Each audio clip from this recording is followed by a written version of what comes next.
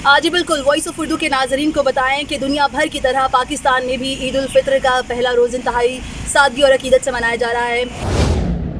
आपको ये बताती चलूँ कि मैं इस वक्त इस्लामाबाद के ज़ू पार्क के बाहर मौजूद हूँ। चूँकि मामूल के मुताबिक होता है ऐसा है कि ईद का पहला रोज़ बच्चा पार्टी तफरीही मकामात का रुख करते हैं और अपनी जो ईदी है उसको उड़ाते हैं, झूले भी लिए जाते हैं। लेकिन इस दफ़ा सूरत हाल कुछ मुख्तलिफ है। पार्क्स बंद है लेकिन बच्चा पार्टी की तादाद जो है वो हमें पार्क्स के बाहर मौजूद दिखाई दे रही है। बात करते हैं कुछ बच्चों से, पूछते हैं कि पार्क्स बंद है, क्या कहेंगे पार्क्स बंद होने के बाद उनकी क्या फीलिंग है।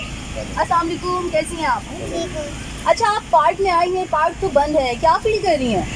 फील तो सैड हो रहा है लेकिन घर जाना पड़ेगा और हेल्थ का भी ख्याल रखना है। Very good. आप बताइए बच्चों, आप लोग यहाँ पर आए हो, पार्क तो बंद है, क्या कहोगे, अब क्या करोगे?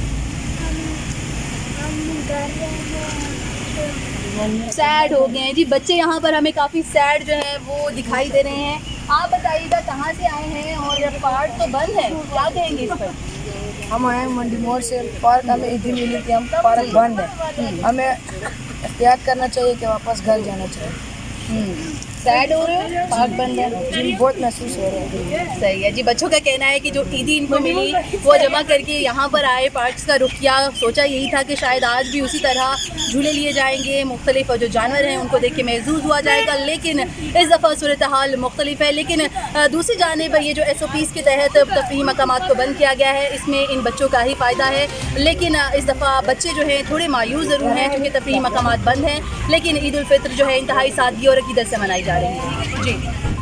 मज़ीद खबरों के लिए हमारी वेबसाइट www.voiceofurdunews.nl या फेसबुक पेज पर क्लिक करें। इसके अलावा आप YouTube चैनल को भी सब्सक्राइब करके न्यूज़ अपडेट्स ले सकते हैं। देखते रहिए वॉइस ऑफ उर्दू।